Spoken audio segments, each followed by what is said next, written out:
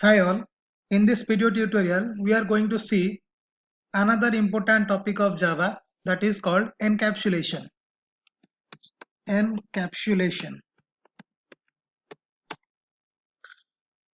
So let's see what is encapsulation. Encapsulation is a process of wrapping data and code into a single unit.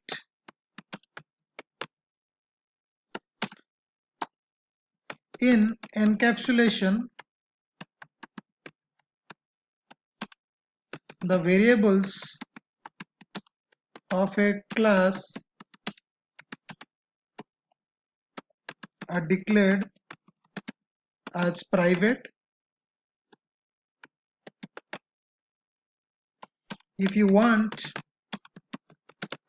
to access these variables, then you have to take the help of getter and setter methods.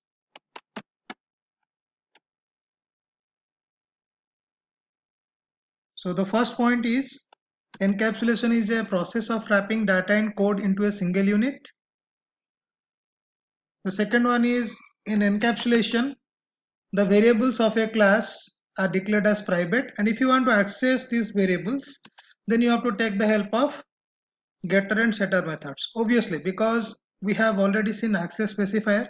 So if you declare any variable or a method using private access specifier, then it can only be accessed within the same class.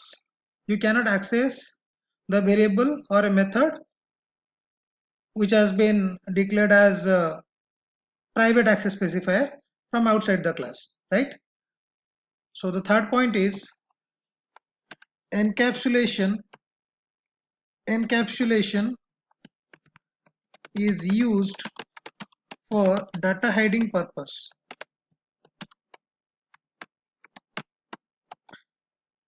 Let's see by an example. Okay, so as in the second point we have mentioned, the variables of a class are declared as private. So let's create a class. So I'll create one class here and I'll name it as encap test. Encap test, and I will declare few private variables. Say private int age, private string name, private double salary, right?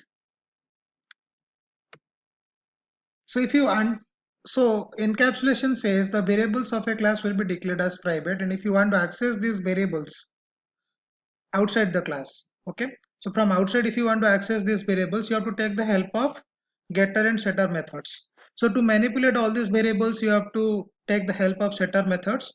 So let's create a few setter methods. So I'll just give a comment like set age, and I'll create one setter method, public void set age, and I'll pass one parameter here, say int new age, and I'll write here age is equal to new age. Let me correct the spelling mistake. Yeah, the return type is void. Then one more setter method, set name, public void set name, and here I'll pass one string argument or string parameter, string new name, and I'll give here name is equal to new name. Similarly, one more setter method, to set salary, set salary. I'll give here public void set salary, and here I'll pass one parameter of double type. So I'll give you a double new salary. Okay, I'll give your salary is equal to new salary. Okay, so now I have come up with all the setter methods. So let's write all the getter methods. Okay, so I'll write here get age.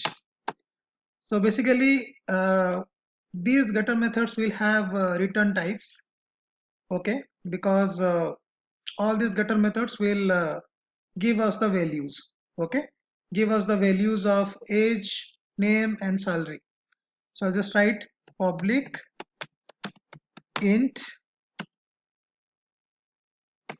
get age. So if you see, I have used public access specifier for all the setter and getter methods, right? Because so that using all these methods I can access the variables of this class which have been declared using private access specifier, right? Because as we know, like if you declare any variable or a method using public access specifier, then those can be accessed from anywhere. So just write here get age and I'll return age here.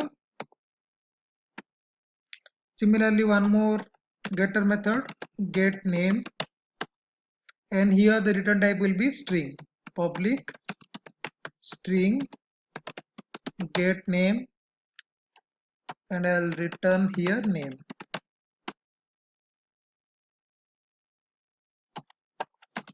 Get salary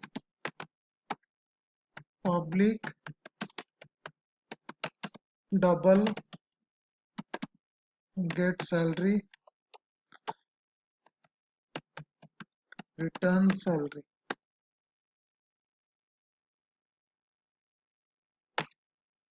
Okay, so let me create one more class here to run this encap test. So I will create one more class. I'll give a name as run encap test with main method. Okay, so now these all are, if you see, all the getter and setter methods are your non-static methods. Okay, and these variables are your instance variables. These variables are your instance variables. So obviously to access all these getter and setter methods I need an object, because these all are non-static methods. So what I have to do, I have to create one object of encap test class. So I'll give here encap test. I'll create one reference variable of encap test class.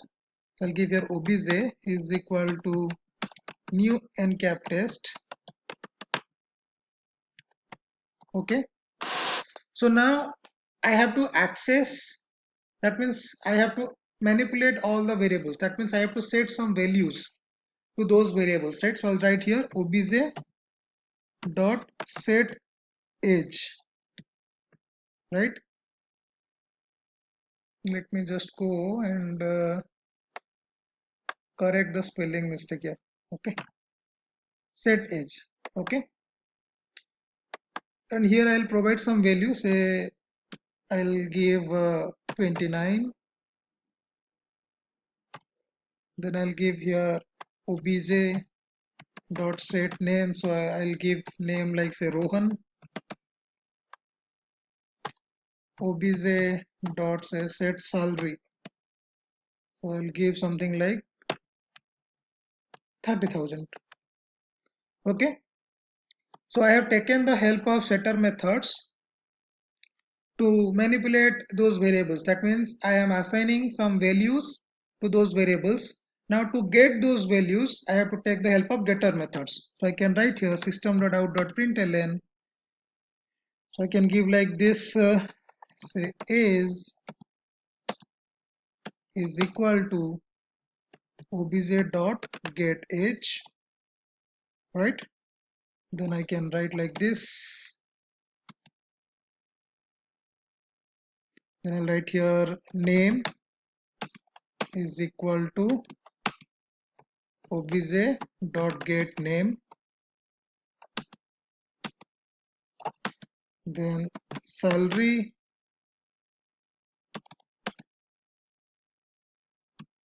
is equal to obj dot get salary.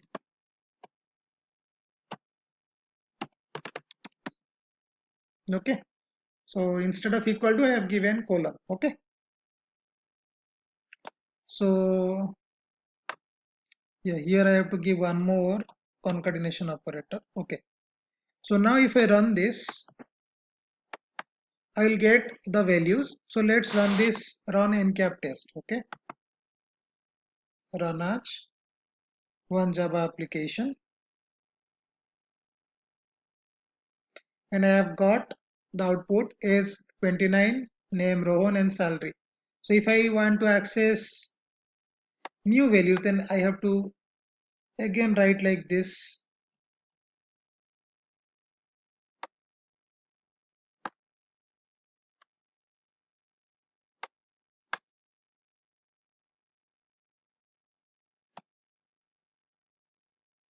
Okay, so this time I'll make it like say 39, and I'll give here Rahul, and here I'll make it as a 70,000.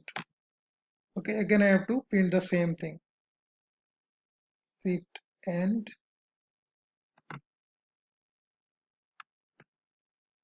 okay, let's run it.